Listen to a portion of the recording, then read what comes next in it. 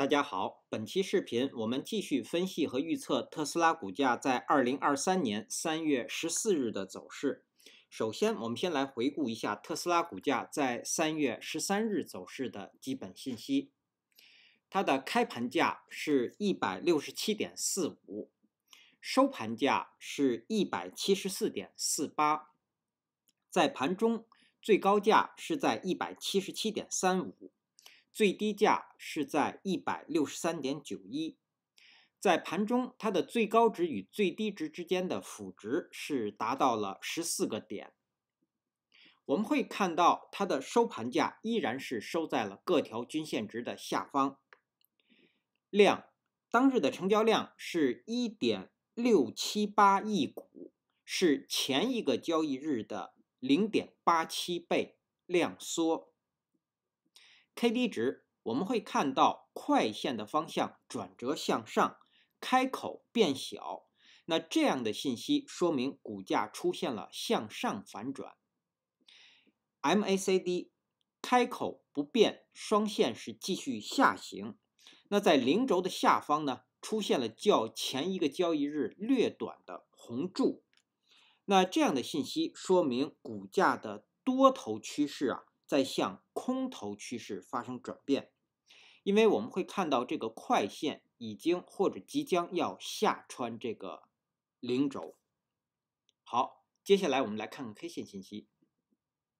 在3月13日生成的这根 K 线叫做含上下影线的中绿 K 线，那它所处的位置呢是在股价下行的行进中。这样一个 K 线它是一个止跌的 K 线，也就是在低位出现这样的 K 线，它是止跌的 K 线。也就是说，继前一个交易日出现了止跌的信号 K 线，然后呢，在3月13日，出现的这根 K 线叫止跌 K 线，但是呢，它并没有确认前一日这个止跌的信号 K 线，也就是它的收盘价并没有站上前一日的最高，所以呢，它虽然是止跌，但是没有确认前一个交易日的这个止跌信号 K 线，那这点是非常重要的。也就是说，在接下来一个交易日，股价很可能会遇压而继续下行。为什么呢？因为我们会看到，在3月13日的成交量呈现的是量缩，这样的一个价涨量缩，那么也就是说，在这样的一个位置，所以后续股价依然是有下行的风险的。那有一个条件，也就是说，日后股价如果能够站上3月13日这根 K 线的最高177.35，那我们说才能够叫做止跌成功，否则在这个区域股价很容易遇压而继续反转向下。好，这是 K 线信息的解读。接下来我们来分析一下后续股价的走势。我们调出辅助线。那首先我们先来回顾一下前一期视频我们对3月13日股价走势的预测。那第一个可能呢是会出现横盘向下，收盘价会在171。另外一个可能会出现横盘向上，收盘价会在176。实际在3月13日收盘价是在174.48，出现了横盘。那股价出现了横盘，并且呢，我们会看到当日的 K 线是一个含上下影线的中绿 K 线，而且上下影线呢几乎是相等。对。那也就是说，在当日多空双方的力量是均衡的。但是我们刚刚从 K 线信息的解读说日后股价如果不能够突破上方的压力，也就是前高177附近，那股价很容易会出现继续下跌。所以呢，接下来我们继续来或者我们先来看股价的下行。对于3月14日股价下行的第一个目标依然是162，那跌破了162，股价会进入叫做我们说是从1月6日以来的多头，对，那跌破162会进入到一个多头的深度回档，对，也就是要去建立空头，那么在到达162之前呢，我们说这个中绿 K 线的实体的下沿，也就是在167和下方的162都是支撑。那如果股价跌破了162，接下来的目标就是138。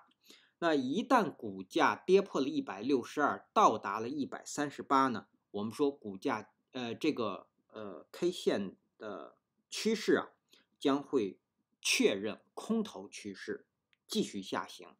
那么在到达138之前，缺口当然是强支撑。那我们说，一旦138被跌破呢，建立空头，那接下来的目标一定是要测试这个前低101.81。好，这是股价下行的3个目标：162、138。好，当然下方就是101.81，这是3个目标。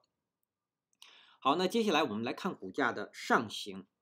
那如果股价在3月14日如果出现继续反弹，那它的第一个目标也依然是185，站上185啊，那么将会我们称作叫止跌成功，会有进一步的反弹。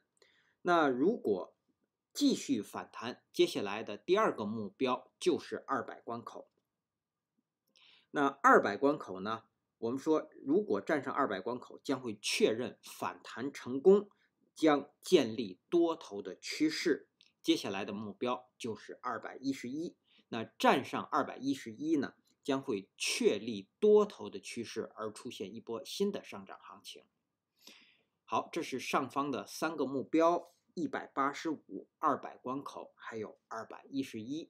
当然，我们会看到，目前在到达185之前，5日均线值是上方的压力，当然还有当日新生成的10日均线值。然后呢，在185到200之间，20日均线值将成为强压力。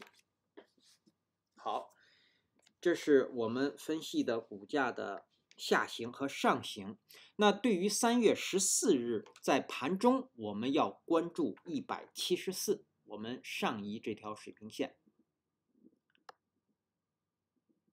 174是当日新生成的5日均线值的下限。那我们说，日后股价的收盘价如果能够重新站上5日均线值啊，才会有继续向上的反弹。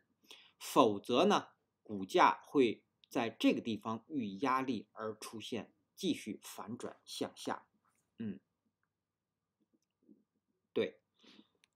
好，那么如果我们说股价在接下来的交易日啊，如果不跌破162，我们说日后很可能在近一段时间啊，股价会在162和185之间进行横盘。